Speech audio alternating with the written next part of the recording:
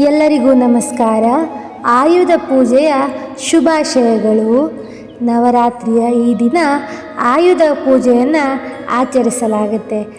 ಆಯುಧ ಪೂಜೆ ಅಂದರೆ ನಮ್ಮ ತಲೆಯಲ್ಲಿ ಬರೋದು ಏನಂದರೆ, ಮನೆಯಲ್ಲಿರುವಂತಹ ಬೈಕು, ಕಾರು ಅಥವಾ ಯಾವುದೇ ವಸ್ತು ಆಗಲಿ, ಮಷಿನ್ ಆಗಲಿ ಅದಕ್ಕೆ ಪೂಜೆನ ಮಾಡೋದು. ಆದರೆ ಅದರ ಹಿಂದಿನ ಕತೆ ಎಲ್ರಿಗೂ ಗೊತ್ತಿರಲ್ಲ. ಆ ಕತೆ, ಅದರ ಮಹತ್ವ ಏನು, ಹೇಗೆ ಹುಟ್ಕೊಳ್ತು ಈ ಆಯುಧ ಪೂಜೆ ಅನ್ನೋದು, ಅದ್ರ ಬಗ್ಗೆ ನಾನಿವತ್ತು ಹೇಳೋದಕ್ಕೆ ಹೊರಟಿರೋದು. ಮೊದಲನೇದಾಗಿ ಆಯುಧ ಪೂಜೆ ಬಗ್ಗೆ ತಿಳ್ಕೊಳ್ಳೋಕ್ಕಿಂತ ಮುಂಚೆ ನನ್ನ ಚಾನಲ್ ಸಬ್ಸ್ಕ್ರೈಬ್ ಮಾಡ್ಕೊಂಡಿಲ್ಲ ಅಂದರೆ ಸಬ್ಸ್ಕ್ರೈಬ್ ಮಾಡಿಕೊಂಡು ಇಂತಹ ವಿಡಿಯೋಗಳಿಗಾಗಿ ಬೆಲ್ ಬಟನ್ನ ಒತ್ತಿ ಆಲ್ ಅಂತ ಸೆಟ್ ಮಾಡ್ಕೊಳ್ಳಿ. ನನ್ನ ಮುಂದಿನ ವಿಡಿಯೋಗಳು ನಿಮಗೆ ನೋಟಿಫಿಕೇಷನ್ ಆಗಿ ಬರುತ್ತೆ. ನಮ್ಮ ರಾಜ್ಯದಲ್ಲಿ ದಸರಾ ಅಂದರೆ ಒಂದು ರೀತಿಯ ಸಂಭ್ರಮ.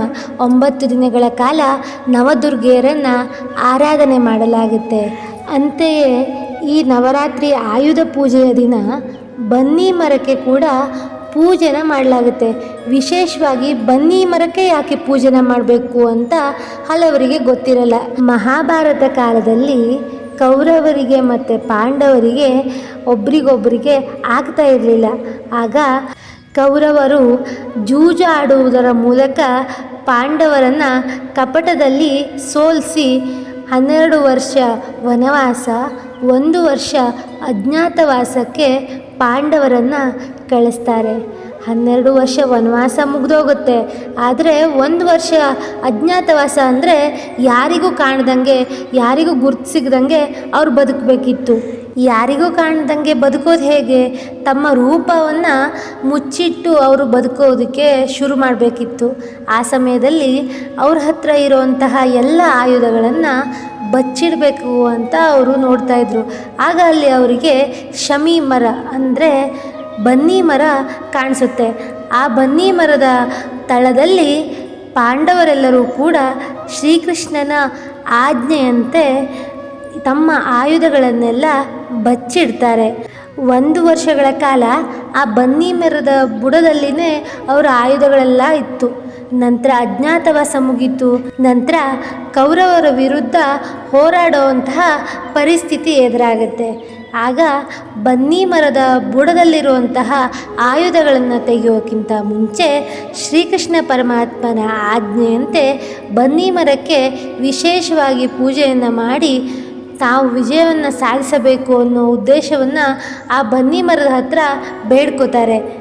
ನಂತರ ಬನ್ನಿ ಮರದ ಆಶೀರ್ವಾದದಿಂದ ಕುರುಕ್ಷೇತ್ರ ಯುದ್ಧದಲ್ಲಿ ಪಾಂಡವರು ಜಯಶಾಲಿಗಳಾಗ್ತಾರೆ. ತದನಂತರ ಬನ್ನಿ ಮರಕ್ಕೆ ಪೂಜೆಯನ್ನು ಶುರು ಮಾಡ್ತಾರೆ. ಪ್ರತಿ ವರ್ಷ ಬನ್ನಿ ಮರಕ್ಕೆ ಈ ಆಯುಧ ಪೂಜೆಯ ದಿನ ಅರ್ಜುನನು ಪೂಜೆ ಮಾಡ್ತಾನೆ ಅನ್ನುವಂತಹ ಪ್ರತೀತಿ ಇದೆ. ಈಗಲೂ ಕೂಡ ಬನ್ನಿ ಮರಕ್ಕೆ ಅರ್ಜುನ ವಂದಿಸ್ತಾ ಇರ್ತಾನೆ. ಇನ್ನು ಈ ಆಯುಧ ಪೂಜೆಗೆ ಇನ್ನೊಂದು ಹಿನ್ನೆಲೆ ಕೂಡ ಇದೆ.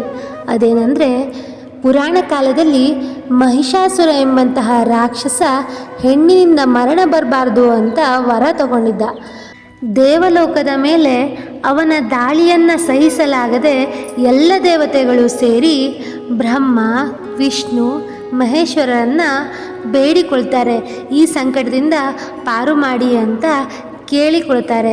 ಸಂತೃಪ್ತಿಯಾದ ತ್ರಿಮೂರ್ತಿಗಳು ಸೇರಿ ಈ ದೇವಿಯನ್ನು ಸೃಷ್ಟಿ ಮಾಡ್ತಾರೆ. ಅಂದರೆ ಶಿವನು ತನ್ನ ತ್ರಿಶೂಲವನ್ನು ತಾಯಿಗೆ ನೀಡ್ತಾನೆ, ವಿಷ್ಣುವು ಚಕ್ರವನ್ನು ನೀಡ್ತಾನೆ, ಇಂದ್ರನು ವಜ್ರಾಯುಧವನ್ನು ಕೊಡ್ತಾನೆ, ಅಗ್ನಿಯು ಅದಕ್ಕೆ ಶಕ್ತಿಯುತ ಬಾಣಗಳನ್ನು ಕೊಡ್ತಾನೆ, ಮತ್ತು ವರುಣನು ಶಂಖವನ್ನು ಕೊಡ್ತಾನೆ. ಈ ರೀತಿಯಾಗಿ ಮಹಾದುರ್ಗೆ ಅಥವಾ ದೇವಿ ಚಂಡಿಕೆಯ ಅವತಾರ ಸೃಷ್ಟಿಯಾಗುತ್ತೆ. ನಂತರ ಇವಳು 9 ದಿನಗಳ ಕಾಲ ಮಹಿಷಾಸುರನೊಂದಿಗೆ ಯುದ್ಧ ಮಾಡಿದಳು. ಕೊನೆಗೆ ನವಮಿಯಂದು ಅಂದರೆ ಆಯುಧ ಪೂಜೆಯ ದಿನ ದೇವಿಯು ಮಹಿಷಾಸುರನನ್ನು ಕೊಂದಳು ಮತ್ತು ಆಕೆಯು ಉಪಯೋಗಿಸಿದ ಆಯುಧಗಳನ್ನೆಲ್ಲ ತೆಗೆದುಕೊಂಡು ದೇವತೆಗಳು ಅದಕ್ಕೆ ಪೂಜೆಯನ್ನು ಮಾಡಿದರು ಅಂತ ಹೇಳಲಾಗುತ್ತೆ. ಅಂದಿನಿಂದ ಆಯುಧ ಪೂಜೆಯು ಜಾರಿಗೆ ಬಂತು ಅಂತ ಹೇಳಲಾಗುತ್ತೆ. ದೇವಿಯನ್ನು ಅಸ್ತ್ರಗಳ ಮೂಲಕ ಆರಾಧಿಸುವುದು ಕೂಡ ದೇವಿಯ ಶಕ್ತಿಯ ಒಂದು ರೂಪ ಅಂತ ಹೇಳಲಾಗುತ್ತೆ. ಆಯುಧಗಳಿಗೆ ಯಾವುದೇ ರೀತಿಯಾದಂತಹ ಜೀವವಿಲ್ಲದಿದ್ದರೂ ಕೂಡ ಯಂತ್ರಗಳು ಮತ್ತು ಆಯುಧಗಳು ನಮಗೆ ಜೀವನಕ್ಕೆ ತುಂಬ ಮುಖ್ಯವಾದದ್ದು. ಅವುಗಳಿಲ್ಲದೆ ಜೀವನ ಸಾಗಿಸುವುದು ತುಂಬ ಕಠಿಣ. ಈ ಆಯುಧ ಪೂಜೆಗೆ ಇನ್ನೊಂದು ಹಿನ್ನೆಲೆ ಕೂಡ ಇದೆ. ಅದೇನೆಂದರೆ, ತ್ರೇತಾಯುಗದಲ್ಲಿ ಶ್ರೀರಾಮಚಂದ್ರ, ಸೀತಾಮಾತೆ ಮತ್ತು ಲಕ್ಷ್ಮಣರು ವನವಾಸ ಕಾಲದಲ್ಲಿ ಇರ್ತಾರೆ.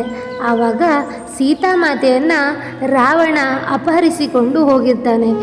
ನಂತರ ಶ್ರೀರಾಮಚಂದ್ರರು ಸೀತಾಮಾತೆಯನ್ನು ಮರಳಿ ಕರ್ಕೊಂಬರೋದಕ್ಕೆ ಲಂಕೆಗೆ ಹೊರಟಿರ್ತಾರೆ.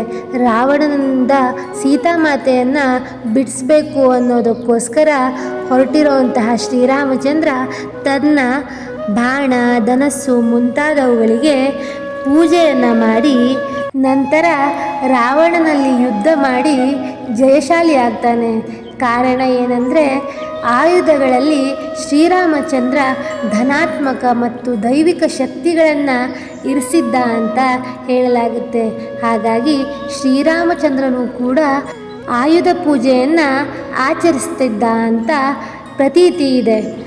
ಇನ್ನು ಮನೆಯ ಒಳಗಡೆ ಮತ್ತು ಹೊರಗಡೆ ಈ ಆಯುಧ ಪೂಜೆಯನ್ನು ಹೇಗೆ ಆಚರಿಸಬೇಕು ಅನ್ನೋದನ್ನು ನೋಡೋಣ. ಮೊದಲು ಮನೆಯನ್ನು ಅಥವಾ ಯಾವುದೇ ರೀತಿಯ ಕೆಲಸ ಮಾಡುವ ಜಾಗಗಳನ್ನು ಸ್ವಚ್ಛವಾಗಿ ಇಟ್ಕೋಬೇಕು.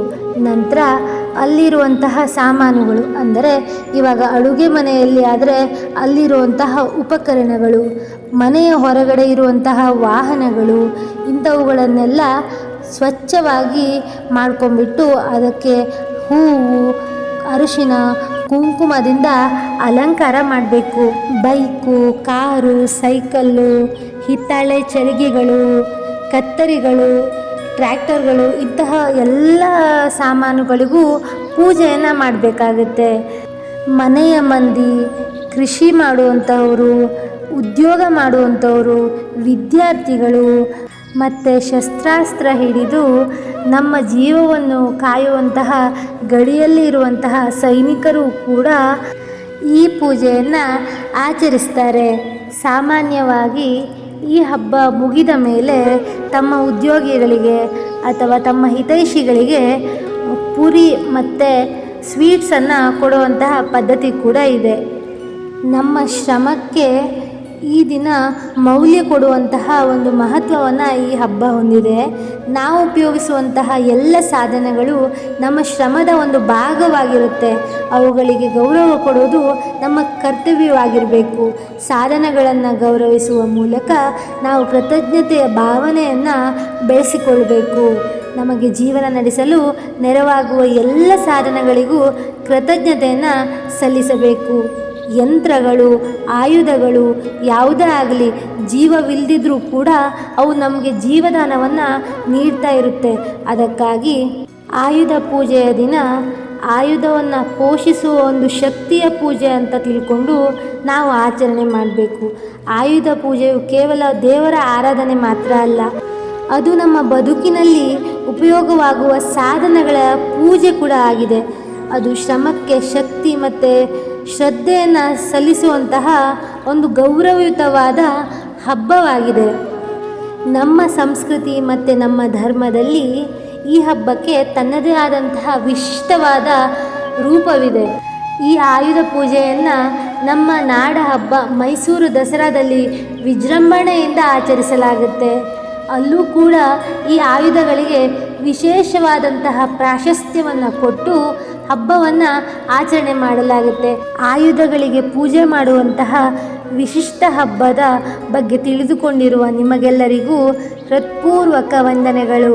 ತಾಯಿ ಚಾಮುಂಡೇಶ್ವರಿಯ ಆಶೀರ್ವಾದ ನಿಮ್ಮೆಲ್ಲರ ಮೇಲಿರಲಿ. ಧನ್ಯವಾದಗಳು.